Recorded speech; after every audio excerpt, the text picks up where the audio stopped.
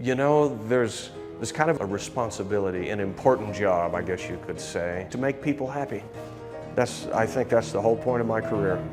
You're watching the Local News Network, brought to you by RMW Tafoya Barrett and Associates and Kesey Motor Company. This goes back to when I was 10 years old and I heard Maple Leaf Rag online. And I told my mother, I said, "Ragtime, what is that?" And I just loved it. Ragtime is the first truly original American music. It's a combination of European styles, African-American rhythms, and the melting pot that is the United States. And so that's one of the reasons I really love it. I just like the sound of it. It's in between classical music and folk music. It really has no exact place except as a precursor to jazz. And sadly, it is usually relegated to a footnote in jazz history.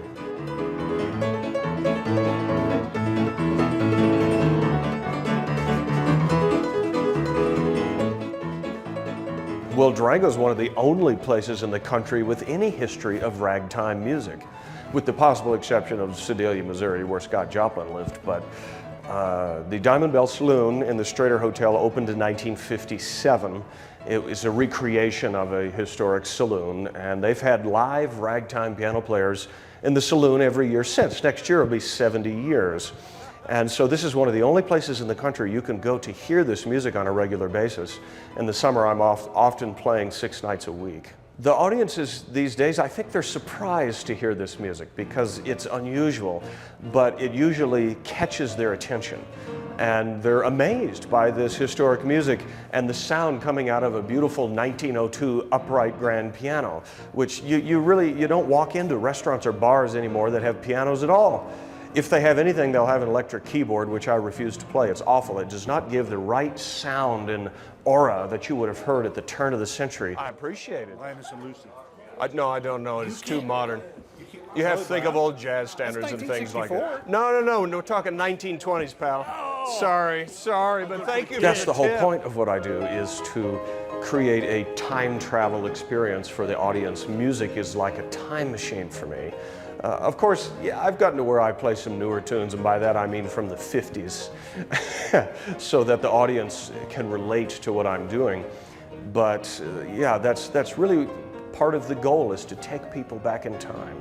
I do have a big following here in Durango, but not just here in Durango. I mean, at music festivals all over the country where I work, there are fans of this music who travel around the world specifically to listen to the great ragtime and jazz musicians. And Marie is 90 years old and has sat by the piano almost every single night I've played for the last 6 years. Oh, you're just naming all the train songs I played last week. Well, okay, I'll do one more. Every time he's here, I'm here. I love the music so much. I love that. I grew up in the 40s, and I loved all the big band and the beautiful music way back then. And he plays beautiful music, and I love it so much.